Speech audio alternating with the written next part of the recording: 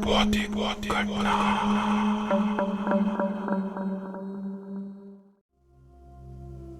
ये घटना मेरे एक जान पहचान के दोस्त के बड़े भाई के साथ घटी थी और ये घटना मैंने उन्हीं की जुबानी सुनी थी।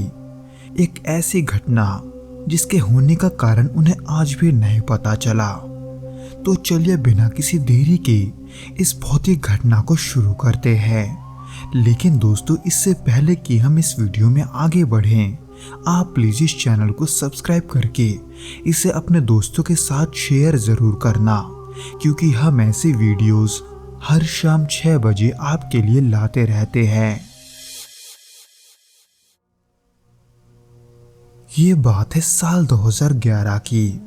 मेरा दोस्त राजीव का बड़ा भाई मनोज उस समय पुणे में रहता था। वो एक आईटी कंपनी में उस समय काम कर रहा था और ऑफिस से देर रात घर लौटने की उसकी आदत बन चुकी थी। उस समय पुणे में कई जगहों पर नए अपार्टमेंट बन रहे थे और इसी कारण कई अधूरी इमारतें सुनसान पड़ी थी। मनोज का फ्लैट भी ऐसे इलाकों में से एक में था।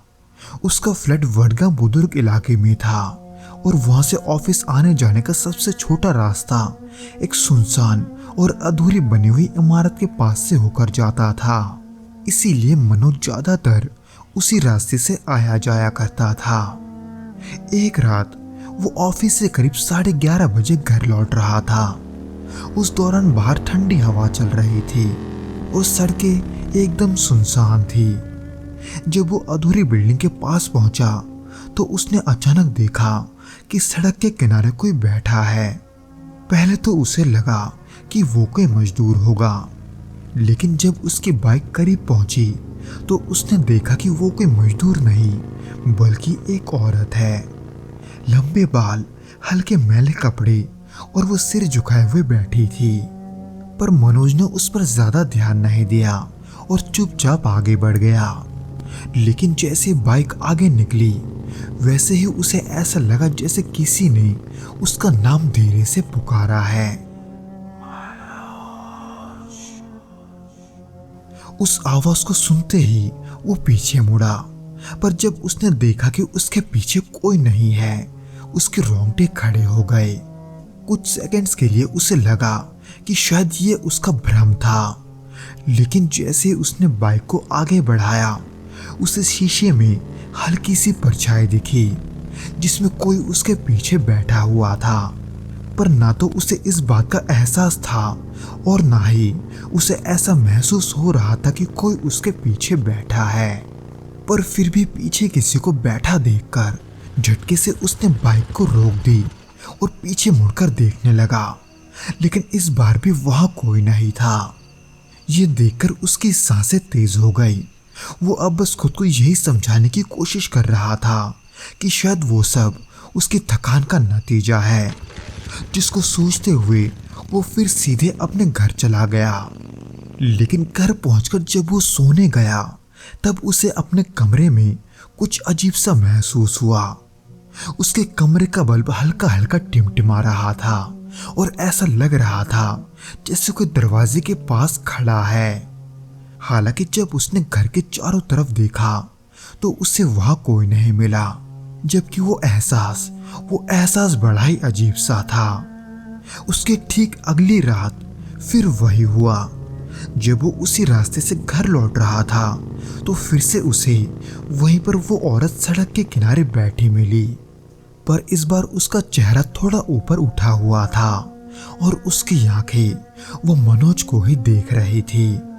वहां का माहौल ही कुछ ऐसा बन चुका था कि मनोज उस औरत को घूरता हुआ देखकर अंदर से घबरा गया। इसलिए मनोज ने बाइक को ना रोकने की कोशिश की। वो बस तेजी से अब आगे बढ़ रहा था, लेकिन तभी उसने पीछे से किसी के दौड़ने की आवाज सुनी।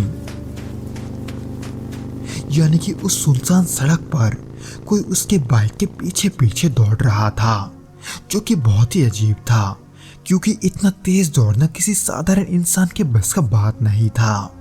और दूसरा, बाइक के उस आवाज के बीच किसी के कदमों का आवाज आना ये कोई साधारण बात नहीं थी।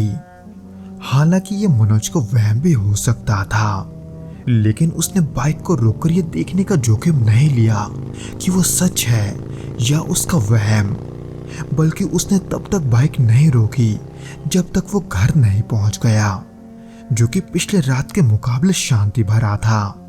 यानी कि उस रात दूसरा और कोई घटना नहीं हुआ। लेकिन अगले दिन जब वो ऑफिस में था तब उसके एक सहकर्मी ने पूछा, मनोज, तेरे गर्दन पर ये किस तरह के निशान हैं? ये सुनकर मनोज चौंक गया। शीशे में देखा तो पता चला कि उसके गर्दन पर हल्के नाखूनों के निशान थे, जैसे किसी ने वहां नोचा हो। पर उसे देखकर मनोज को कुछ समझ नहीं आया। उसे नहीं पता था कि वो निशान उसके गर्दन तक कैसे पहुंचा, और ना ही उसे अपने गर्दन पर चोट जैसा कुछ महसूस हो रहा था। हालांकि इसके बाद मनोज को वो औरत दोबारा नहीं दिखी, पर फिर भी न जाने क्यों मनोज को कई रातों तक अजीब सपने आते रहे। उसे महसूस होता था कि कोई उसके कमरे के कोने में खड़ा है और वो उसे देख रहा है।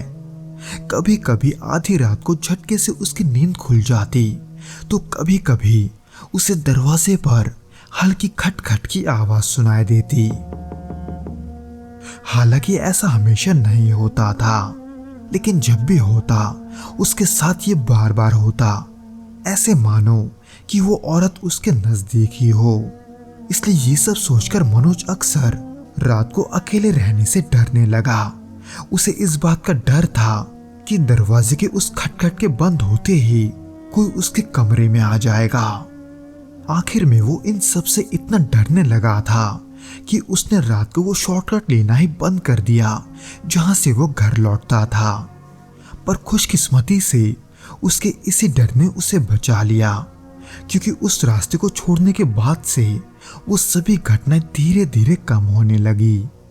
हालांकि इसका क्या कारण था यह मनोज को ना तो पता था और ना ही उसने पता लगाने का कोई प्रयास किया, क्योंकि बड़ी मुश्किल से इन सब से उसका पीछा छूटा था और वो ये नहीं चाहता था कि इस प्रयास में उसका सामना दोबारा उस औरत से हो।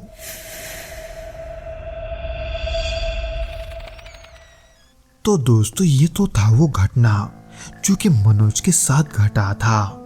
उम्मीद करता हूं कि आपको ये पसंद आया होगा, और अगर आया हो तो प्लीज इस वीडियो को लाइक करके इसे अपने दोस्तों के साथ शेयर जरूर करना, और हमें कमेंट करके ये जरूर बताना कि आपको ये वीडियो कैसा लगा।